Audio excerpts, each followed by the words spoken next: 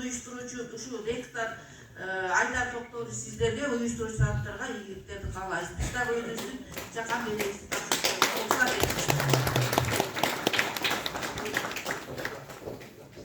Бүгүнкү сөз Бекмаров Осмонов атынан Жалал Абад мамлекеттик университетинин профессору, педагог илимдеринин доктору Сакиева Сайыржамал Балайдиновна баштаган.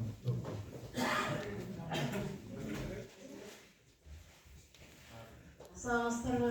Бүгүнкү практикалык конференцияга катышуучу Ильдар Муратович, бүгүнкү байрамыңыз куттук болсун агай.